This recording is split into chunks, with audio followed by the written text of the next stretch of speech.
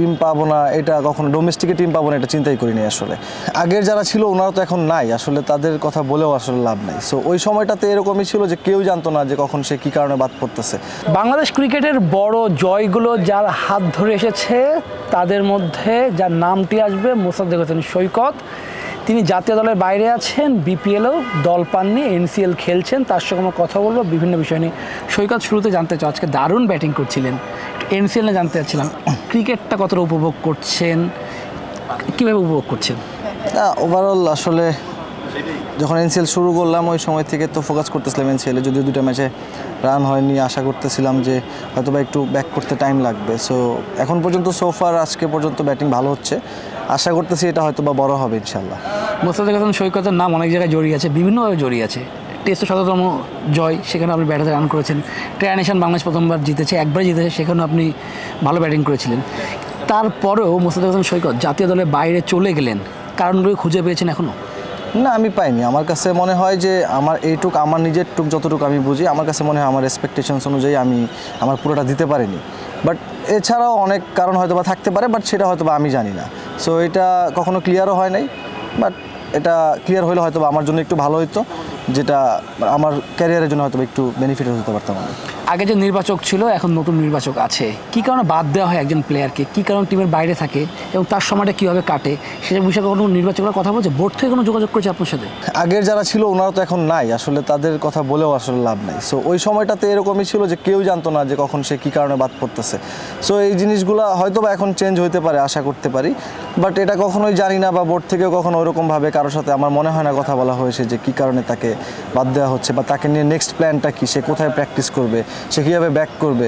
So এই বিষয়গুলো কখনোই আমরা জানতে পারিনি। ভারতে আমরা দেখি যে প্রতিটা টিমে যখন একজন প্লেয়ার খারাপ করে, একটা লোকাল কোচ অথবা কারো আন্ডারে দিয়ে দেওয়া হয়, তিনি যেন পারফর্ম করতে পারে, তিনি যেন সেই সমস্যাগুলো কাটিয়ে উঠতে পারে। বাংলাদেশ ক্রিকেটে এটা দেখি না, মানে এই বিষয়গুলো কীভাবে দেখেন আপনারা? এখানে আমরা হয়তো বা বছরে একটা দুইটা ক্যাম্পের সুযোগ পাই, হয়তো বা এইচপিতে যারা আছে, আন্ডার-19 পরে যারা আসে ওরা এইচপিতে করে, বাট বাকি যারা আছে এরা হয়তো 20-22 জনের মতো যারা আছে এরা বাংলা টাইগার্সে প্র্যাকটিস করে। তো সেটা খুব বেশি সময়ের জন্য না। সো আমার কাছে মনে হয় যে বেশি বেশি যদি ক্যাম্পগুলো করতে পারতো, বিশেষ করে যারা ন্যাশনাল টিমের বাইরে আমরা আছি, তাদেরকে যদি একটা প্রক্রিয়ার মধ্যে রাখা হয়তো, হয়তো বা মানে আপনি যখন একা প্র্যাকটিস করবেন তখন ওই সময় আপনি চাইলেও যে জিনিসটা ইন্টারন্যাশনাল ক্রিকেটে ঘটতেছে সেটা আপনি পারবেন না, ধরতে পারবেন না।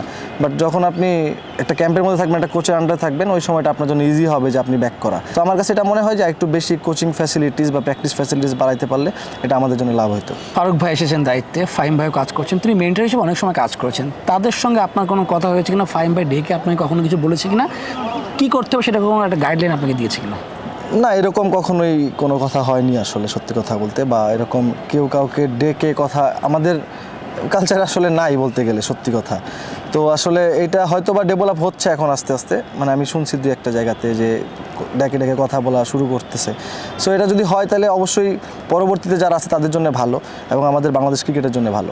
বিপিএলে টিম পাননি, পাবেন না, মানে একটু চিন্তা, একটু অবাক হয়েছেন কিনা যে আপনি বিপিএল ক্যাপ্টেন ছিলেন গতবার ঢাকার, এবার এসে টিম পেলেন না? অনেকেই টিম পেয়েছে, তারা হচ্ছে সিনে নাই, ভালো পারফর্ম করছে না, তারপর টিম পেয়েছে, আপনার সময় এটা হলো না? না, পাইনি। এখন আর ওইভাবে আসলে চিন্তা করার কিছু নাই যে আসলে পাবো কি পাবো না। সো এই চিন্তা এখন আর টু বি অনেস্ট করতেছি না। সো পাই নাই। এখন আমার মানে চিন্তা সামনে যেগুলো আছে, হয়তো বা বিপিএল না হলে প্রিমিয়ার লিগ আছে, প্রিমিয়ার লিগে ভালো খেলার চেষ্টা করবো। এখন এনসিএল খেলতেছি, এখানে ভালো খেলার চেষ্টা করবো। হয় নাই, ঠিক আছে, এটা পার্ট অফ লাইফ, আমার কাছে সেটাই মনে হয়। সো ঠিক আছে, আশা করতেছি এটা ওভারকাম করে আবার ব্যাক করবো ইনশাল্লাহ। বাদ পড়াটা, বিপিএলে টিম না পাওয়াটা একজন ক্রিকেটারের জন্য তো অবশ্যই খারাপ সময় যায়, এবং এই খারাপ সময়গুলো একজন খেলোয়াড়ের মেন্টালি স্ট্রং থাকতে গেলে কী কী কাজগুলো করতে হয়, আপনি কী ধরনের সময়টা অতিবাহিত করছেন? আপসেট থাকাটা স্বাভাবিক না, আপসেট ওই দিন পর্যন্ত ছিলাম, সত্যি কথা বলতে। আসলে মানে টিম পাবো না, এটা কখনো ডোমেস্টিকে টিম পাবো না এটা চিন্তাই করিনি আসলে। সো না পাওয়ার কোনো কারণই আমি এখানে দেখতেছি না। সো এই জায়গাতে আমার কাছে মনে হয় যে এখন আমার সামনে যে খেলাগুলো আছে, এজ এ প্লেয়ার হিসাবে আমার নিজেকে নিজেই মোটিভেট করতে হবে, আমার প্র্যাকটিস চালিয়ে যেতে হবে। সো আমি সেগুলো করার চেষ্টা করতেছি, এবং এনসিএলের পরে অবশ্যই আমি এনসিএলের টি20 আছে সেটা খেলবো, এবং তার পরবর্তীতে প্র্যাকটিস শুরু করবো আবার। আপনাদের এমন চিন্তা ভাবনা আছে কিনা যে বিপিএল টিম পেলেন না, বাইরে কোনো টুর্নামেন্টে অংশগ্রহণ করলেন, কাউন্টি হোক, মেজর হোক, মাইনর হোক, যে কোনো টুর্নামেন্টে অংশগ্রহণ করলেন, খেলার মধ্যে থাকলেন? এটা তো আমি আপনাকে প্রশ্ন করতে পারি, আপনার কি মনে হয় বিসিবি থেকে কখনো এই অপরচুনিটি কাউকে দেওয়া হয়েছে কিনা? আমি জানি না, বাট পেলে তো অবশ্যই যাইতাম, বাট এরকম কখনোই আমি শুনি নাই। যারা যাচ্ছে খেলতে তারা নিজের উদ্যোগে যাচ্ছে, নিজেদের মতো করে ভিসা করতেছে, তারা নিজেদের মতো টিম ম্যানেজ করতেছে, যা ওইখানে খেলতেছে। সো এটা কখনোই আমাদের দিক থেকে এরকম হয় না, আপনি ইন্ডিয়ার সাথে আমাদের তুলনা করলে হবে না। সো ওই সব দিক থেকে তারা অতটুকু মানে সামনে আসে দেখি তাদের টিমের পারফরমেন্সটা ওইরকম। সো আমার কাছে এটা কখনোই মনে হয় না যে বিসিবির বইলা লাভ নেই, আসলে তাদের দোষ আপনি কেমনি দিবেন। সো এটা আমার আপনার কাছে প্রশ্ন যে আপনি কি জানেন কিনা, আমি জানি না যে বিসিবি এটা করে কিনা।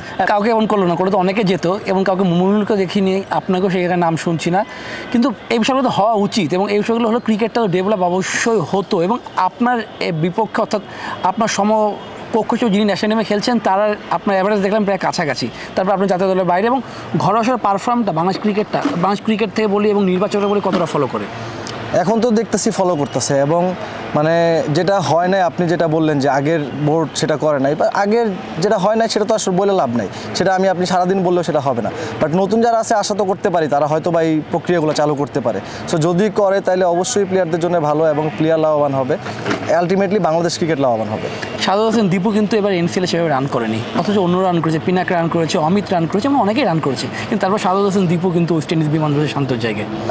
দীপু তো আমাদের এর আগেও বেশ কিছু টেস্ট ম্যাচে সে ছিল টিমের সাথে, ভালো খেলেছে। সো একটা বাজে টাইম সে পার করতেছিল, হয়তো আমার কাছে মনে হয় সিলেক্টররা সেটাই দেখতেছিলেন যে দীপু রান করলে সে ব্যাক করবে, সো অন্যদের থেকে সে অভিজ্ঞ ছিল। সো আমার কাছে এটাই মনে হয় যে দীপু অবশ্যই ভালো প্লেয়ার, সে যাওয়ার মতো। আগের যারা ছিল ওনারা তো এখন নাই, আসলে তাদের কথা বলেও আসলে লাভ নাই। সো ওই সময়টাতে এরকমই ছিল যে কেউ জানতো না যে কখন সে কী কারণে বাদ পড়তেছে। ও খেলতে থাকলে ন্যাশনাল টিমে আসতে পারবে। আপনি তো রান করেছেন মোসাদ্দেক হোসেন সৈকত, তারপর ন্যাশনাল টিমের বাইরে এখন এটার কোনো উত্তর নাই, বাইরে।